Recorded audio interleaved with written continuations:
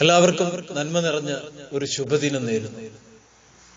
ഒപ്പം ആത്മാർത്ഥമായി തിരുവാതിര ആശംസകൾ. ഞൊടിയിടയിൽ പ്രത്യക്ഷപ്പെടുന്ന പല അത്ഭുത പ്രതിഭാസങ്ങളെയും ഒന്ന് നിരീക്ഷണ വിധേയമാക്കിയ ചായക്കൂട്ടുകളും ചാണക്യ തന്ത്രങ്ങളും തനിയെ ഇളകി വീഴുന്നത് കാണാം. ഞാനൊരു കഥ പറയാം. ആ ഗ്രാമത്തിൽ നാളുകളായി അന്വേഷിച്ചിരുന്ന മോഷ്ടാവിനെ ആൾക്കൂട്ടം തോട്ടത്തിൽ നിന്ന് കണ്ടെത്തി. പക്ഷേ വളരെ വേഗം അയാൾ അവരുടെ കണ്ണു വെട്ടിച്ചോടി. ജനം പിറകെ ഓടി. മോഷ്ടാവ് വളരെ വേഗം ഓടി ഒരു പുഴയുടെ തീരത്തെത്തി. അയാൾ നോക്കുമ്പോൾ ആരോ ഉണ്ടാക്കിയ അടുപ്പിൽ കുറെ ചാരം കിടക്കുന്നു. ഉടൻ തന്നെ അയാൾ തന്റെ ദേഹത്ത് മുഴുവൻ ചാരം വാരിപ്പൂശി.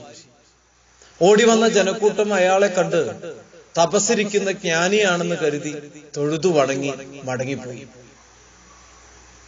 ഇതൊരു കഥയല്ല, ഇതൊരു അത്ഭുതമാണ്. പരിവേഷങ്ങളെയല്ല, പ്രവൃത്തികളെയാണ് വിലയിരുത്തേണ്ടത്. രൂപഭംഗി കൊണ്ടും ആകാര സാദൃശ്യം കൊണ്ടും ഒരാൾക്ക് മറ്റൊരാളാകാൻ കഴിയില്ല. ഒരു മാറ്റവും ഒരു നിമിഷം കൊണ്ടുണ്ടാകുന്ന കൺകെട്ട് വിദ്യയുമല്ല. അത് ഉറച്ച തീരുമാനവും കർശന നിഷ്ഠയും ആവശ്യപ്പെടുന്നുണ്ട്. സ്വതന്ത്രമായ തീരുമാനങ്ങളിലൂടെ അല്ലാതെ സാഹചര്യങ്ങളുടെ സമ്മർദ്ദങ്ങൾ കൊണ്ട് നന്നാകാൻ തീർച്ചപ്പെടുത്തുന്നവർക്ക് അധിക കാലം പിടിച്ചു നിൽക്കാനും കഴിയില്ല.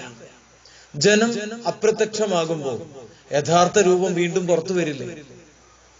സ്ഥിരതയിലാണ് സ്വഭാവത്തിന്റെ ദൃഢത തീരുമാനിക്കേണ്ടത്. എല്ലാ കള്ളനാണയങ്ങളും കൈമാറാൻ കഴിയുന്ന ക്രയവിക്രയ കേന്ദ്രങ്ങളല്ല യാഥാർത്ഥ്യത്തെ അന്വേഷിക്കേണ്ടത്. സത്യത്തിന് എല്ലാ ഇടങ്ങളിലൂടെയും സഞ്ചരിക്കാനാകില്ല.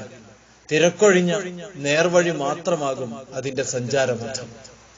ഒരു സത്യം വിളിച്ചു പറയുക എന്നതിനേക്കാൾ പല അസത്യങ്ങൾ കൂട്ടിയിണക്കി പറയുന്നതിലാകും ആൾക്കൂട്ടത്തിന്റെ മികവ്. തീർച്ചയായും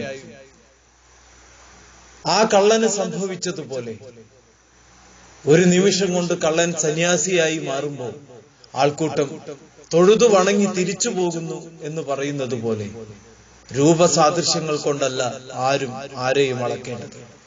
അവരുടെ വിജ്ഞാനം കൊണ്ടും പരിജ്ഞാനം കൊണ്ടും പെരുമാറ്റം കൊണ്ടും ശബ്ദം കൊണ്ടും ജീവിതചര്യ കൊണ്ടുമാണ് അളക്കേണ്ടത്.